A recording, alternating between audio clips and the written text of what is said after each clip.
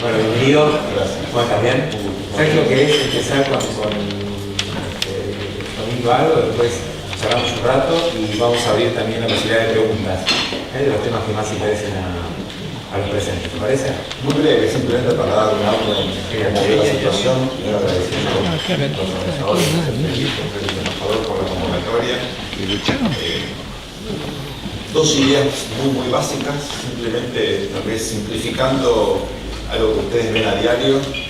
Estamos frente a un gobierno que se afirmó mucho en estos 27 meses de gestión, despejando dudas que existían dentro y fuera de la Argentina respecto de eventuales cimbronazos o problemas de gobernabilidad. El gobierno demostró ser mucho más hábil, mucho más sutil de lo que ex ante se pensaba, sobre todo ciertos prejuicios que existían en la Argentina, tanto en la comunidad de negocios como en general en el sistema político, teniendo en cuenta que Mauricio Macri, como ustedes saben, es el primer presidente en la historia argentina que ganó una segunda vuelta. El balotaje es una institución muy reciente, nos comparamos en la reforma constitucional del año 94. Pudimos haber tenido un balotaje en el 2003, pero se frustró por la renuncia del entonces candidato Carlos Menem, con lo cual la gran pregunta era cómo iba a funcionar el sistema político argentino con un presidente electo en un balotaje. Era una gran incógnita. Sobre todo teniendo en cuenta que la primera vuelta Macri había salido segundo. Es decir, que en el Congreso el balance de poder no era favorable a la coalición Cambiemos. Más aún, ustedes saben que el Congreso argentino se renueva parcialmente por mitad de la Cámara de Diputados, de a tercios del Senado, con lo cual, obviamente, el gobierno del presidente Macri enfrentaba un Congreso muy complicado, con 5 gobernaciones sobre 24, es cierto, capital y provincia, que es casi 50% del Producto Interno Bruto, pero claramente un país federal como la Argentina mostraba un equilibrio de poder que no favorecía en absoluto al Poder Ejecutivo. Sin embargo, insisto, en estos 2 años y pocos meses de gestión se afirmó la autoridad del presidente, avanzó con una agenda que no es una agenda muy ambiciosa de reformas, pero de todas maneras el listado, los temas son los estructurales que tiene que resolver la Argentina. Aquí hay una definición estratégica de qué enfocar y cómo hacerlo, que el gobierno lo engloba en un término que es el famoso gradualismo. Como ustedes saben, el gradualismo es un método, no es en sí mismo una agenda. La agenda del presidente es, de todas maneras, muy focalizada en 3 temas. Por supuesto, una estabilización, es decir, luchar contra la inflación, que es una prioridad muy importante y esto define tanto la política fiscal como la política monetaria. Segundo, un énfasis muy fuerte en la política social. El gasto o la inversión social no solamente no bajó, sino que se incrementó en términos relativos, con un foco sobre todo en los sectores más vulnerables. Ejemplo, la revisión tarifaria que estamos ahora observando mantiene un subsidio muy significativo a los sectores de más bajos ingresos. Tercero, un énfasis en la obra pública.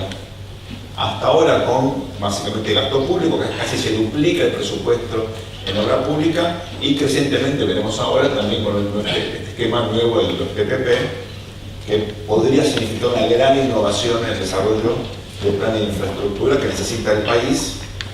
Ustedes saben, el presidente enfatiza mucho la cuestión de la competitividad, que tiene por supuesto un componente de tipo de cambio, pero más allá de eso, la logística en Argentina es uno de los cuellos de botella para que el país sea más competitivo. Este es el esquema del gobierno y este es el primer elemento simplemente para recordar de qué se trata. Ahora, miremos cómo está la sociedad. Más allá de lo que quiere el gobierno, cómo reacciona la sociedad. Primer dato, hecho estilizado, este es un gobierno, cuando uno mira comparativamente en la región, con la excepción del presidente Piñera, que acaba de asumir hace una semana, este es el gobierno que tiene una tasa de aprobación, cuando uno toma una canasta de indicadores, la popularidad del presidente, la confianza en el gobierno, una popularidad mucho más alta que el resto. Tomando de México hacia el sur. Es decir, para la región Macri, es un presidente no solamente fuerte internamente, sino que indudablemente goza de un apoyo significativo dentro de la sociedad argentina. Es cierto que en los últimos meses, comparado con el periodo agosto-noviembre del año pasado, bajó ese apoyo. En aproximadamente 8 o 10 puntos depende la ponderación que uno haga de esos indicadores. Ahora, mirando el promedio de América Latina, sigue estando más alto. Y mirando el promedio, que es acotado de 27 meses de gestión, está por arriba del promedio también. Es decir, hoy Macri está, digamos, o el gobierno del presidente Macri, como estaba entre abril y julio del año pasado. Esta caída se debe a una multiplicidad de factores, en parte es una cuestión vinculada a los acontecimientos de diciembre, que fueron muy visibles en términos de cierta reacción violenta de sectores minoritarios, pero con gran capacidad de organización frente al Congreso en el contexto de un paquete de reformas que envió el gobierno. Ahí se diluyó por lo menos parcialmente el momentum postelectoral, que fue muy significativo en términos de un gobierno que retomaba el control de la agenda. En parte también se debe a una cuestión más bien de economía política. Tenemos en febrero, en marzo, salarios viejos con precios nuevos, es típico de la estacionalidad de las negociaciones colectivas. Y finalmente, es un gobierno que, como todos, tiene algunos desgastes por problemas de conflicto de interés, algunos errores no forzados, que contaminan un poquito la agenda. Y en conjunto, este desgaste encuentra, y esta es una primera conclusión para ir cerrando este comentario inicial, a un gobierno que no tiene una oposición que sea capaz de capitalizar este desgaste u otros errores no forzados. La oposición al presidente Macri está muy fragmentada, está desarticulada, carece de candidatos electoralmente competitivos, pero más aún, carece de un mensaje claro y coherente para representar a los sectores que no están de acuerdo con las políticas desarrolladas por este gobierno, que efectivamente son mayoritarios. Si ustedes analizan fríamente el resultado de las elecciones de octubre pasado, más allá de las encuestas que siempre pueden estar de alguna manera condicionadas en su interpretación, fríamente uno observa un gobierno que obtiene más del 40% de los votos, 42% de los votos, se afirma en distritos claves, casi que duplica a su principal competidor, porque está muy fragmentada la oposición, pero es el 42% de los votos. Algo parecido reflejan efectivamente los sondeos de opinión pública. ¿Qué quiere decir esto? Bueno, que hay un poquito más de la mitad de los argentinos que buscan otra cosa. Lo importante es que ese universo es muy heterogéneo y que los referentes de la oposición que hoy están tratando de capitalizar el desgaste del gobierno tienen mensajes orientados a nichos específicos, pero no un mensaje englobador. Y esto debilita entonces las chances de la oposición de poder efectivamente capitalizar este desgaste inicial. Esta es una primera conclusión de cara al segundo elemento que quiero marcar aquí, que es el hecho de que, para bien o para mal, el sistema político argentino no está mirando este año para ver si baja la inflación, si mejora la competitividad, si aumenta la inversión. Todo el sistema político ya tiene un foco en las elecciones del año próximo. Tanto el gobierno como la oposición empiezan a diseñar un conjunto de tácticas con la estrategia general de llegar a la elección del año próximo con chances de el gobierno reelegirse, reelegir también a sus principales espadas, la gobernadora María Eugenia Vidal, el jefe de gobierno de la Ciudad de Buenos Aires, Horacio Rodríguez Larreta.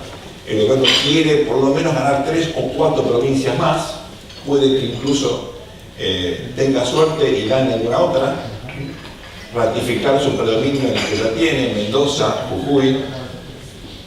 Esto es muy importante.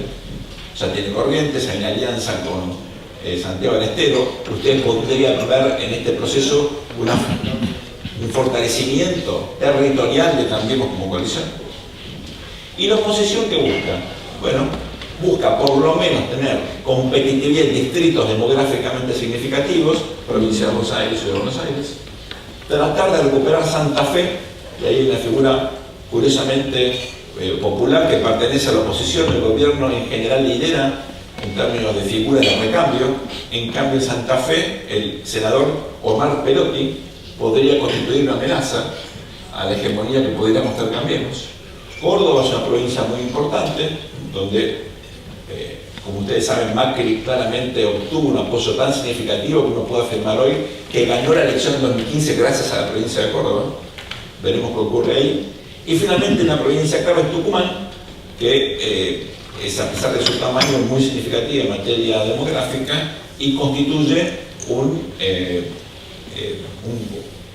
territorio tradicionalmente peronista. Ahí también hay una disputa interna del peronismo que puede facilitar eventualmente una buena elección a Cambiemos. Entonces el peronismo busca por lo menos recuperar poder territorial en algunos distritos y afirmarse con figuras que tal vez no tengan la proyección necesaria para competir en esta elección, pero pueden ser competitivas de cara al 2023.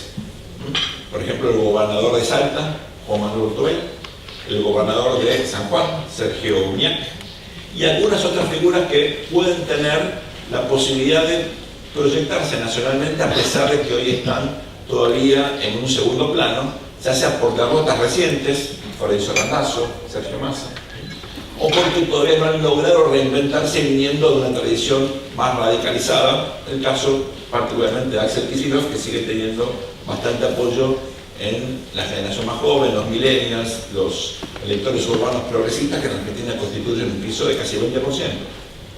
Ese es el panorama político que tenemos hoy, insisto, con un gobierno fortalecido, una oposición fragmentada, foco en la gestión por parte del gobierno, necesidad de capitalizar el desgaste por parte de la oposición. Cierro con esto y encantado de... Bueno, gracias, Sergio. El presidente Macri este fin de semana ya he dicho públicamente en una entrevista, bueno, voy por la reelección si es que la gente me lo pide, siempre que me lo y también provincia de Buenos Aires y Ciudad, ¿no? la triple corona. Claro. ¿Qué podría pasar? Hablaba antes el embajador de Cisnes Negros. ¿Se te ocurre algo que puede llegar a suceder? Porque yo creo que, digamos, el mundo financiero, el mundo político debe estar pendiente, ¿no? De si Macri va a conseguir esa reelección. ¿Te imaginas algo que pueda suceder que complique ese camino? ¿Qué puede salir mal en todo este intento de Cambiemos de fortalecerse, lograr las reelecciones? Bueno, primero, brevemente recordemos cómo son las crisis en Argentina. 75, 81, 82, 89, 2001. Muy sintéticamente es una combinación de fuertísimos desequilibrios domésticos, fiscales, comerciales, con un shock externo, algún disparador que vuelve imposible seguir manejando estos desequilibrios como había sido hasta ese momento. Básicamente, en general, es una cuestión financiera.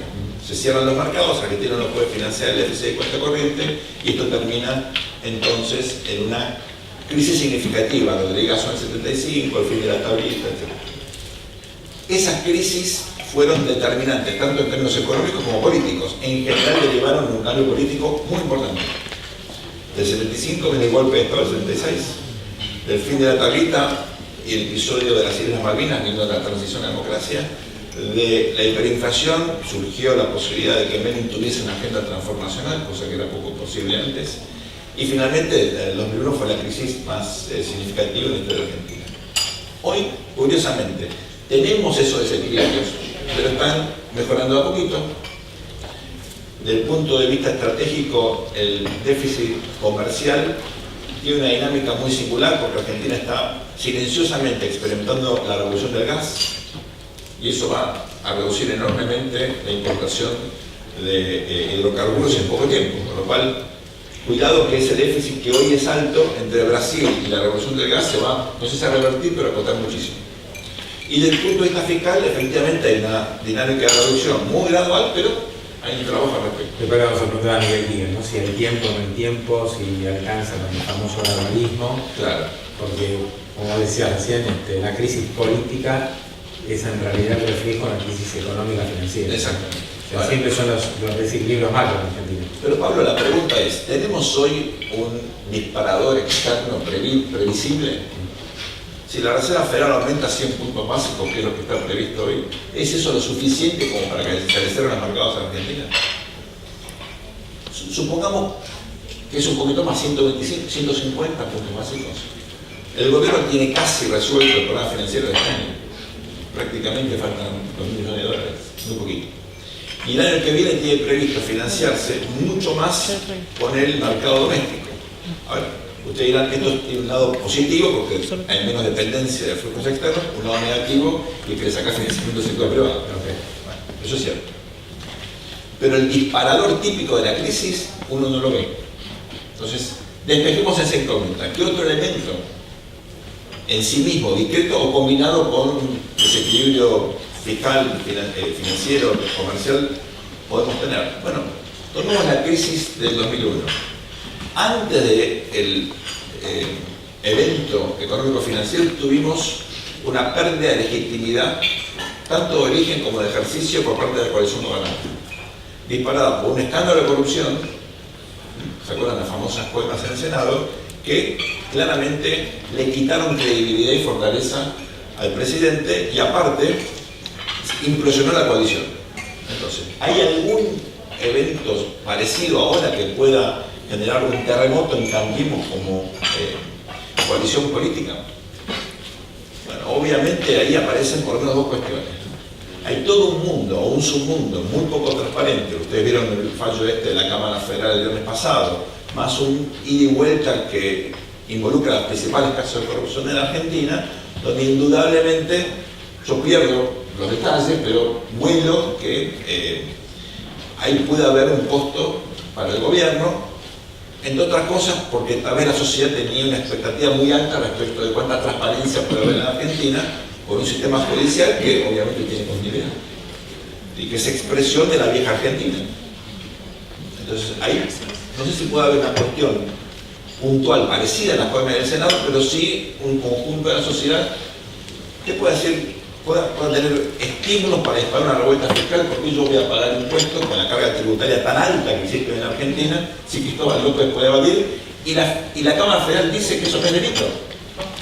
Porque como el Estado no tenía la plata, entonces no es delito haber generado este mecanismo para después financiar su expansión. Yo hago la siguiente pregunta. Si yo soy un pirata tirando con barcos pesqueros por el mundo, ¿no puedo, utilizando el fallo de la Cámara, robar la riqueza agrícola de la Argentina? Total, este no es un ingreso que el Estado ya tenía.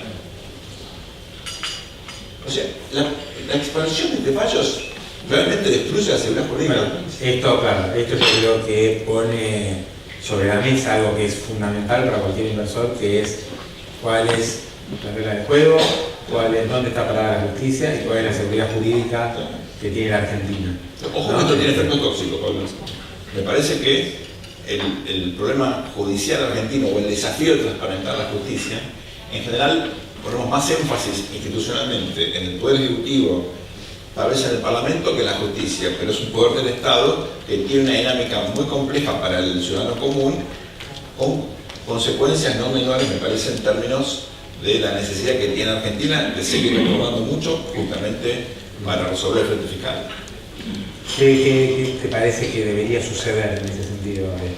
Ir hacia una reforma del Poder Judicial mucho más fuerte. El gobierno ha nombrado muchos jueces, por lo que pasa, está buscando una renovación de estos jueces nombrados durante el kirchnerismo, que son los que siguen con este tipo de fallos, pero parecería que no hay una reforma todavía profunda, como la que tuvo claramente Brasil, ¿no? O sea, Brasil, Lavallato y todo lo pasado, que genera una gran crisis política, pero al mismo tiempo hoy posiciones mejor.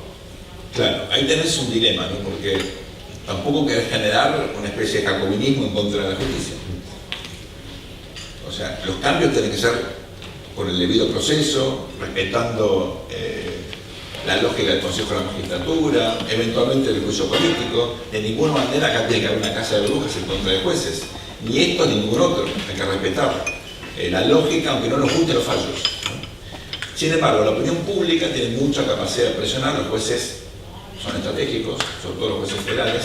No es bueno acá generalizar, hablamos de la justicia, y en rigor de verdad, la justicia civil, comercial, funciona mucho mejor que la justicia penal federal. Entonces tampoco generalicemos, porque hay muchísimos jueces, incluso del fuero federal, que trabajan bien, mucho, y son muy valientes. Y los fiscales ni hablar. Recuerden ustedes que los fiscales en Argentina, en buena medida, han constituido una reserva institucional y moral, sobre todo luego de la muerte de Alberto Lima. Salieron a la calle, se movilizaron, marcaron ahí una línea muy significativa y de hecho algunas de las principales causas que hoy están en los diarios son responsabilidad de los fiscales que las mantuvieron vivas. Entonces, nunca es bueno generalizar. En la Corte hubo renovaciones, jueces excelentes. Yo creo que hay que trabajar con el capital humano que tenemos, pero la presión de la opinión pública tiene que ser crucial para que la justicia sienta que hay algunas cuestiones que son realmente intolerables, ¿no? Daría la sensación, Sergio, que hay como una brecha importante entre la opinión pública, lo que uno observa cuando prende la televisión, las discusiones, la imagen que muchos pensamos que puede llegar a Macri, como es que se lo ve a un presidente débil, a un gobierno que está bastante delicado porque la inflación no baja, porque tiene estos escándalos, y por otra parte los sondeos que hacen ustedes me dicen, no, el gobierno está firme, ¿no? Y por otro lado, un Macri que en general en toda su historia política ha sido subestimado, ¿no? Siempre parecía que no ganaba ninguna elección, y al final cuando fue presidente y con chances ciertas de la reelección. Tenés razón, uno tiene que darle ahí la derecha a la opinión pública o a los que miraban con renuencia o con pesimismo a las chances de Macri, porque objetivamente Macri va a ser el primer presidente no peronista electo democráticamente que va a terminar su mandato en la fecha establecida por la Constitución desde Alvear en el año 1928.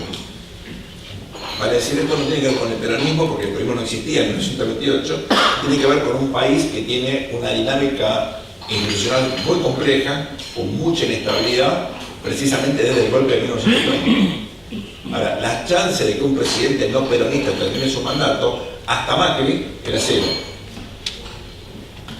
Así que obviamente había una opinión pública que miraba a Macri justamente por lo que yo marcaba antes, por las características de cómo llegó al poder, de su coalición, con, bueno, por lo menos prudencia, ¿no? Y también es cierto que había por lo menos dos cuestiones que no quedaban claras cómo se iban a terminar de acomodar. Una, el famoso, entre comillas, control de la calle. ¿Qué es el control de la calle? La combinación de los movimientos sociales, muchos de ellos identificados con el kirchnerismo, otros no, pero con una práctica política caracterizada por esta cosa de la movilización, digamos, con un eslabón muy finito de ahí a actos de violencia como los que vimos en diciembre, que no son sistemáticos, pero son recurrentes. Es una diferencia sutil, pero no menor, ¿no? Y también el control de la calle tiene que ver con este submundo de las mafias policiales, el crimen organizado, el narcotráfico, la informalidad, que en parte tiene que ver con los movimientos sociales, pero no es lo mismo, ¿no? Pero Argentina viene acumulando una situación realmente muy lamentable en términos de pobreza en los últimos 30 o 35 años, que ha generado que un porcentaje muy significativo de nuestra sociedad esté en una zona de vulnerabilidad casi total. Y eso es un caldo de cultivo para que crezcan, se fortalezcan redes vinculadas a la informalidad, por ponerlo de una manera muy prudente, muchas veces el crimen organizado, la favelización de la Argentina. Esto se complementa con un Estado incapaz de brindar bienes públicos esenciales, seguridad, infraestructura, salud, educación, fundamentalmente en los grandes conurbanos, Buenos Aires, Córdoba, Rosario, pero también en ciudades más pequeñas del interior. Entonces, esta dinámica ha generado obviamente un Estado que ha abandonado el control de territorios enteros, no muy lejos, acá en la Bella 31 hasta hace poco. Por eso es tan revolucionario el intento del gobierno de la ciudad, con apoyo del gobierno nacional, de integrar estas comunidades al resto de la ciudad. Bueno, el grupo político de Macri, Durán Barba, el otro día dijo, ¿no? Macri está mejor en los lugares con más pobreza y País no está también en lugares de clase media alta, que es lo que genera esta sensación térmica, ¿no?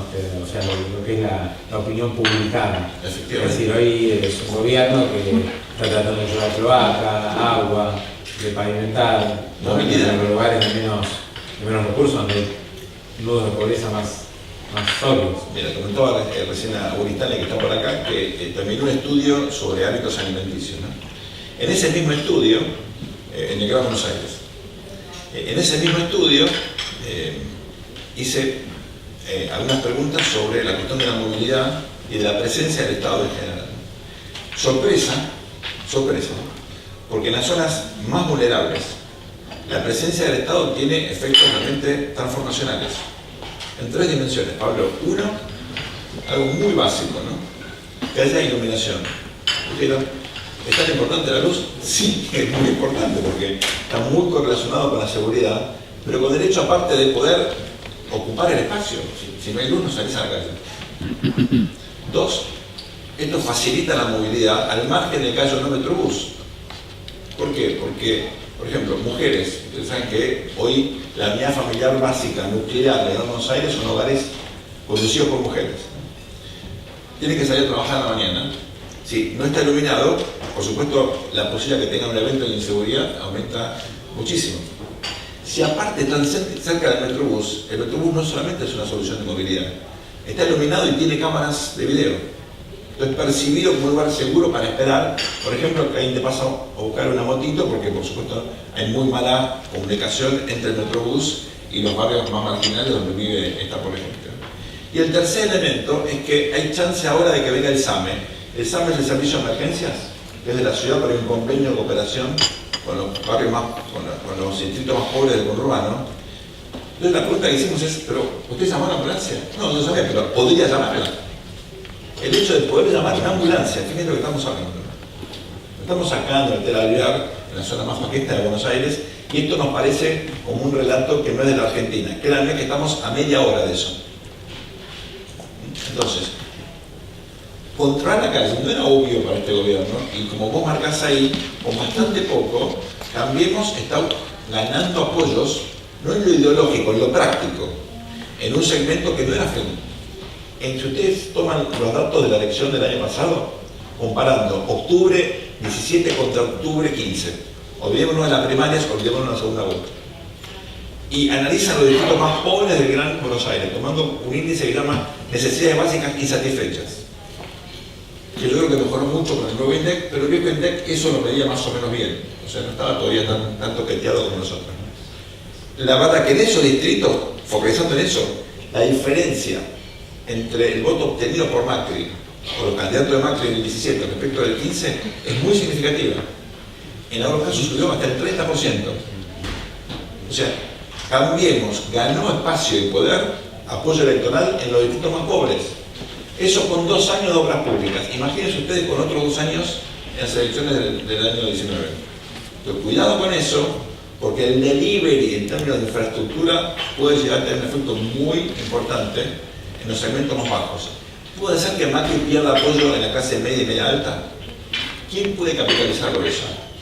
Si no surge un candidato, no digo por él, Alan López Murphy, que pueda, entre comillas, por derecha, correr al gobierno y capitalizar un segmento que de todas maneras va a ser pequeño, Macri puede correrse hacia el centro del espectro político con chance de ganar apoyo en segmentos que históricamente apoyaron al peronismo.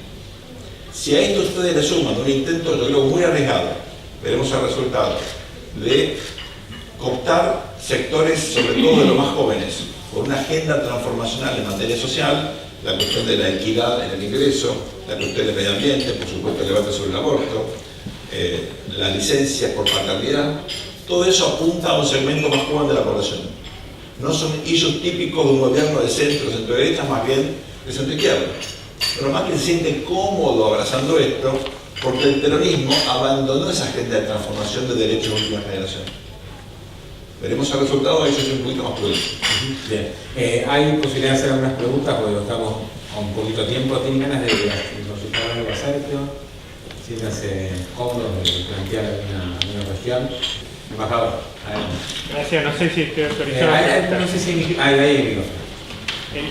El tema de la unificación del partido peronista que hemos visto la semana pasada, ¿qué relevancia tiene? Primero, quiero responder desde el punto de vista sistémico. Una democracia necesita un gobierno fuerte y una oposición fuerte también. y en la Argentina en general tenemos lo primero, pero no lo segundo. Tuvimos un gobierno fuerte entre el 2005 y el 2013, con una posición muy disgregada, que fue fragmentada las elecciones y le facilitó al gobierno de turno el desarrollo de una agenda de forma muy discrecional y sin buscar consensos. Tenemos ahora algo parecido, un gobierno que se está fortaleciendo, pasaron apenas 27 meses, pero se viene fortaleciendo, y una oposición absolutamente disgregada, sin foco estratégico en los temas y sin liderazgo competitivo en los principales distritos, ni hablar a nivel nacional. Entonces necesitamos que la oposición, ya sea por un partido, por una coalición, de alguna manera, genere un polo de poder que asegure la alternancia y el funcionamiento correcto del sistema de frenos y contrapesos. Esta es la respuesta sistémica.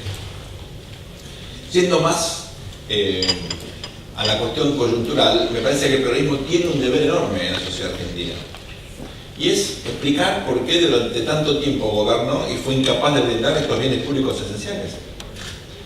Es decir, la autocrítica que el peronismo le tiene que dar a la sociedad no es simplemente para mejorar sus chances electorales, sino porque pone de manifiesto que todavía hoy el Estado argentino tiene, lamentablemente, una incapacidad notable en áreas donde históricamente fue muy bueno, por ejemplo, en la educación pública.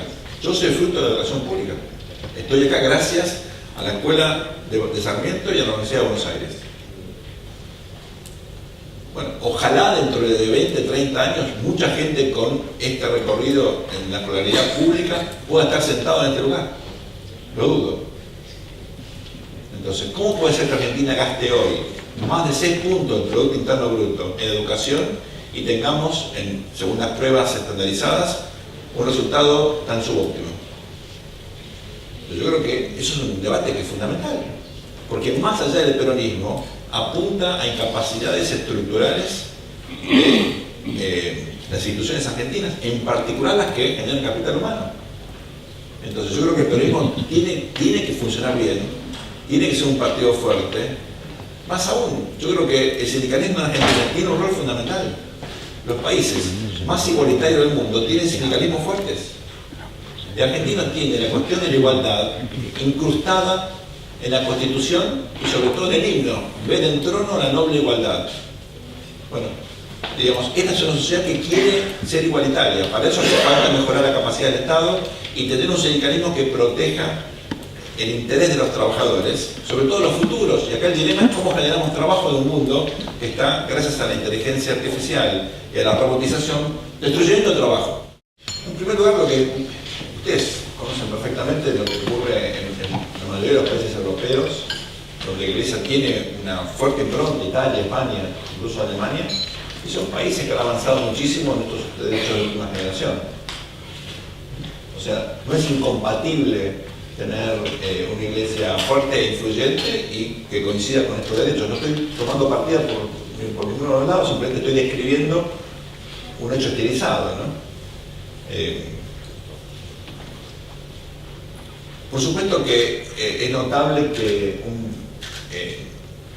un país como la Argentina tenga que generar conflictos con todo, incluyendo con un Papa argentino, ¿no? Pero la verdad que tenemos una dinámica, un sistema político que se siente cómodo en la conflictividad, más que en el consenso. Y eso es algo histórico, tampoco es nuevo, ¿no? Y creo que el Papa entró sin querer en esta famosa grieta, que de alguna manera impregnó algunas actitudes de él que tienen otro sentido. Pero tendemos a mirar todo con con un prisma muy basado en el mercado interno, ¿no? O en nuestros propios conflictos. Pero yo quiero avanzar un poquitito en eso, ¿no? Porque ojo que la cooperación del gobierno con la Iglesia sigue siendo buena hoy.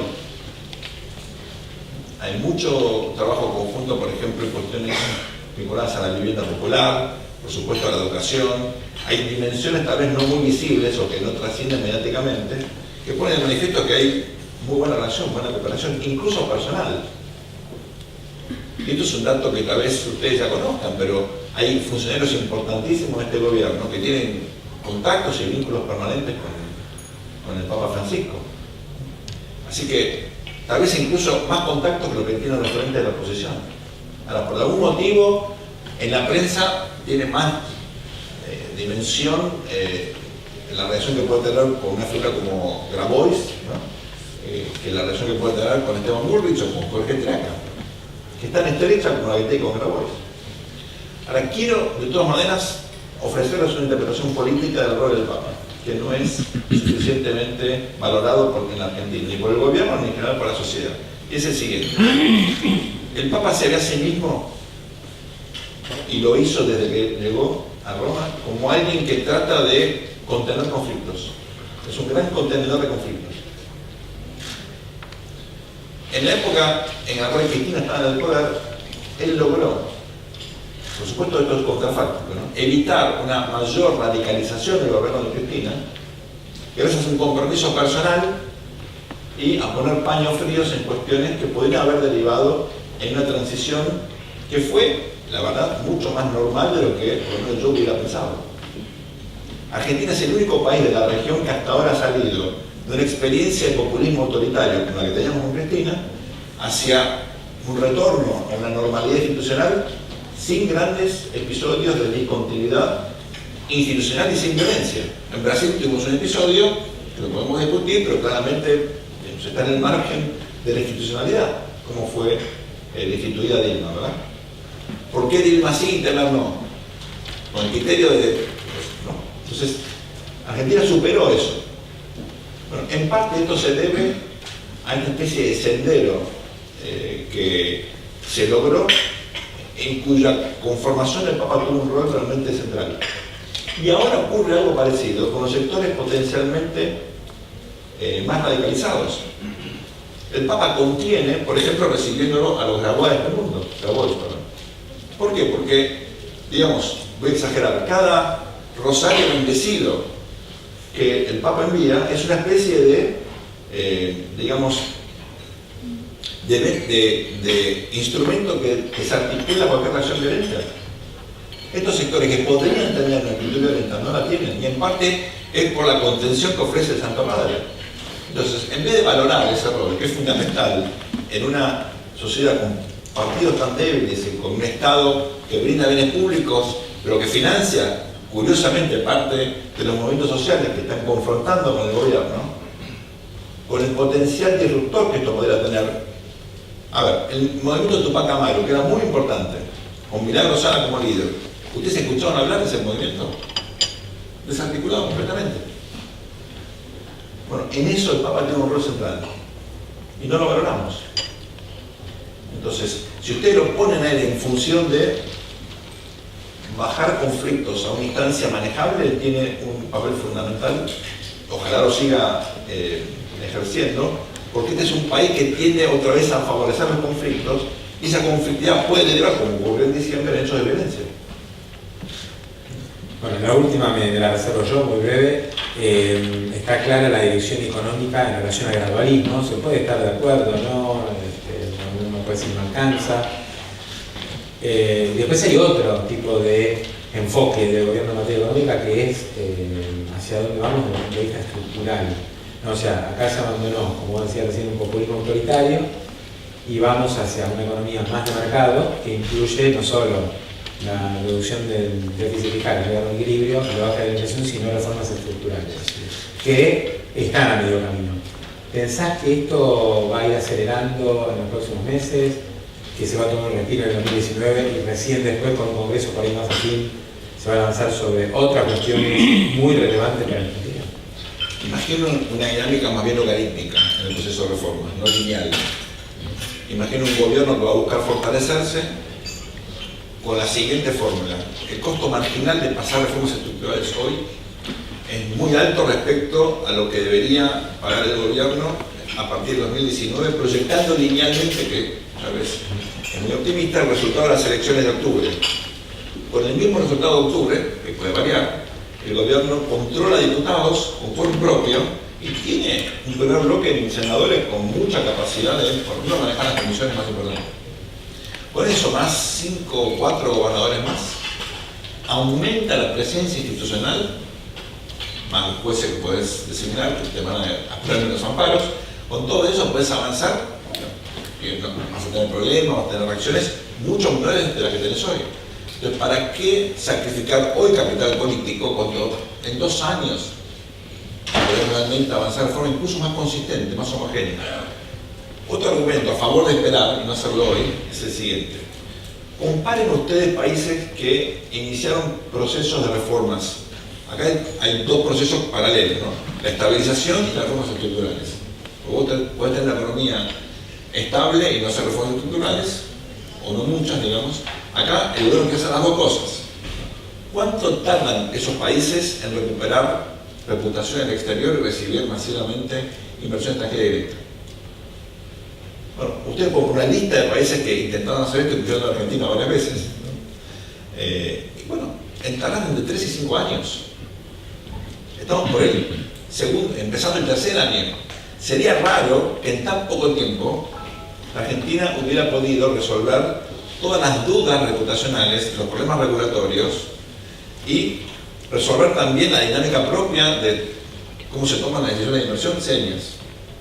No digo que las de cartera no sean serias, pero sobre todo las productivas son mucho más largas y más escorrosas. Entonces, es natural que haya un rezago entre el momento en el cual uno vuelve al mundo y dice que quiere hacer las cosas bien, las hace, la gente le cree y llegan las inversiones. Esto coincidiría con la reelección de Macri, con lo cual el medio electoral difícilmente tenga demasiadas buenas novedades. Hay que esperar que la Argentina realmente experimente un vuelco en el 2020. La verdad que si pasa algo antes, es medio raro, son cuestiones más bien oportunísticas, como decía recién Fede, que hay muchas, pero son, digamos, no es una ola de gente que viene y dice a ver qué puede invertir en Argentina, eso todavía no va a pasar. Sergio, un gran placer. Sergio Bernstein, muchísimas gracias.